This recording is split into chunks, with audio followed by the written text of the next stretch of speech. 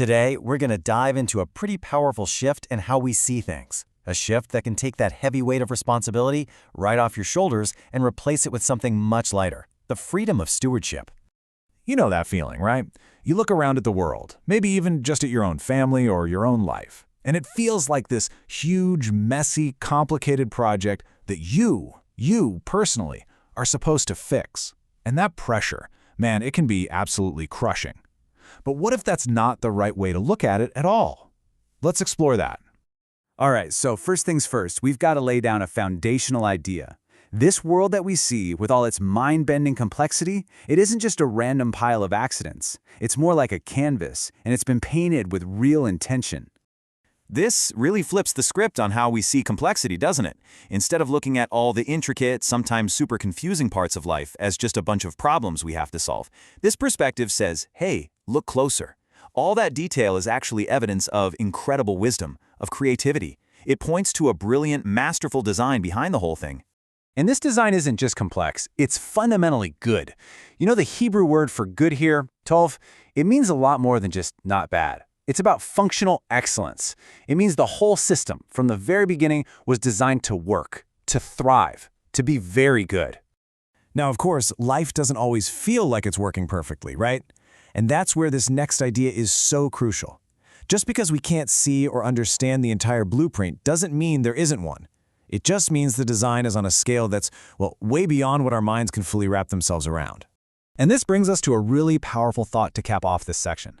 The designer isn't some distant creator who just set things in motion and then checked out.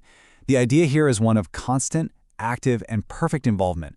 This intricate weaving of everything, even the parts that look like a total mess to us, to fulfill a truly good purpose.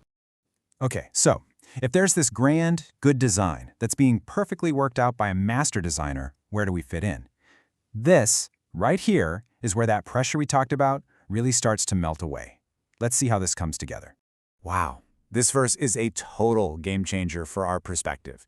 It's telling us that the ultimate success, the final outcome of this entire project, it doesn't actually depend on us working ourselves to the bone. The master builder is in charge of the construction. And this is the aha moment. This is the key. We are not being handed a broken world with a demand to fix it all by ourselves. Instead, we're being given an invitation to join in the beautiful work that the designer is already doing and will successfully finish, whether we help or not. And get this, our part in all this isn't some one-size-fits-all cookie-cutter job. Nope. We are each uniquely equipped for a specific role in this grand project. We're invited to bring our own specific set of talents and abilities to the table. You know, the Greek word used for these gifts is charismata, and it literally means a grace-enabled ability. So it's not just something you happen to be good at. It's a specific gift given to you for a purpose inside this whole amazing design. So, we're invited to join in using our unique gifts, and the pressure for the final outcome is totally off. But what's our motivation then? I mean, why should we even bother doing anything? The whole framework for our actions boils down to one word: stewardship. We're not the owners of the project. We're definitely not the saviors.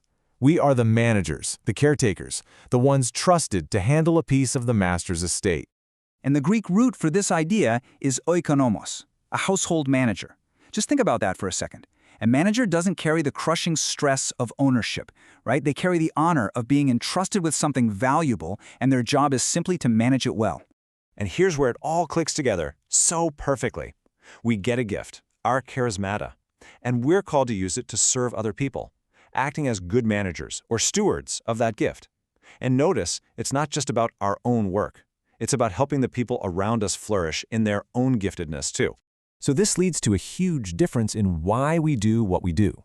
On one hand, there's the path of stress. You work because you feel like you have to earn your spot, prove you're good enough, maybe even work your way to salvation. But the other path, that's a path of freedom. You work to express the joy and the gratitude and the purpose that you already have. And honestly, the Bible couldn't be clearer on this point. Salvation is not a wage we earn by being a good steward. It's a free gift.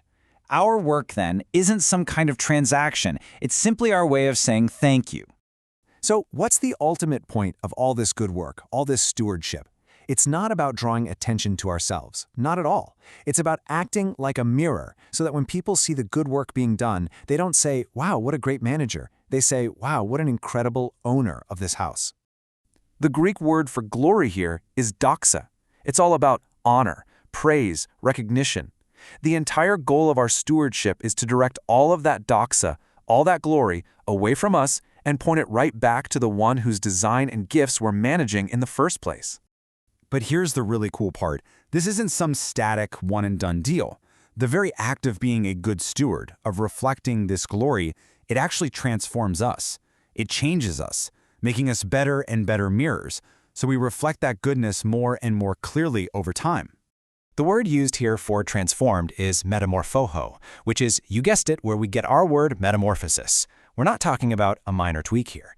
This is a profound, deep, fundamental change, like a caterpillar becoming a butterfly. That's the journey of stewardship. So if we boil all this down, here's the big takeaway. The pressure to fix the world completely lifts the moment we embrace our role as loving stewards, not stressed-out saviors. We are simply invited to joyfully use our gifts, trusting that the world's ultimate success is already guaranteed by a good and all-powerful Father. And that brings us to the final question I want to leave with you. If you truly deeply embrace this idea, that you are a gifted manager, not the owner, in a world that already has a perfect designer in charge, how does that change the way you look at your work, your family, your life, tomorrow? What pressure can you finally let go of?